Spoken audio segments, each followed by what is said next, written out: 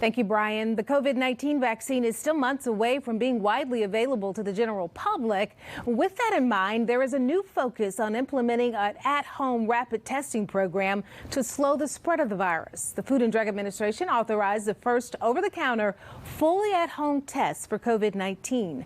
Our Samantha-Jo Roth is joining us live tonight in Washington, D.C. And Samantha-Jo, I know that you were able to speak with a health expert who has been pushing for similar tests.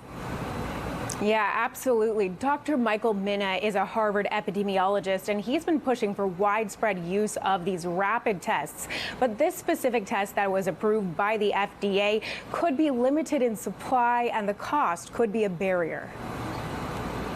We still have 3,000 people dying every day today, and people are high-fiving the vaccine, which is fine, but we cannot lose track of the fact that we have a tool that we're just failing to use that could be used today. Harvard epidemiologist Michael Mina has been pushing for widespread use of affordable at-home testing to help stop outbreaks before they start. These rapid paper strip tests are very cheap. I'm holding one in my hand here. It's just a little bit bigger than a toothpick, and it's essentially, it serves like a pregnancy test. You use a swab on yourself, you put that swab into a little solution, and then you put 2 drops of that onto this piece of paper here.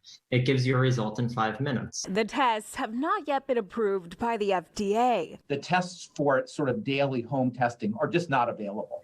They are physically not available now. They need to be developed.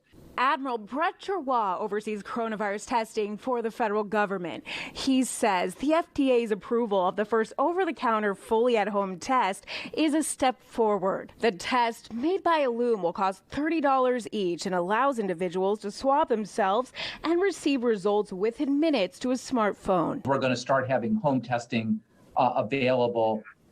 That is widespread, not hundreds of millions, but tens of millions with tests that are really very accurate. What do you have to say to the general public who look around and they see these sports teams who are getting multiple tests a week? They're seeing the entertainment industry who are getting multiple tests a week, able to get their lives back on track. And, this kind of testing really isn't accessible to the public. It's not accessible to the public, but we're trying to make it accessible as widely as possible. Dr. Mina praises the Ellume test, but says he's already in discussions with the incoming Biden administration about using a less expensive, less sophisticated test nationally as the vaccines roll out. In the new administration coming on board, I think that we will see potential movement in this direction. But again, my concern is that it will just run into the same political barriers.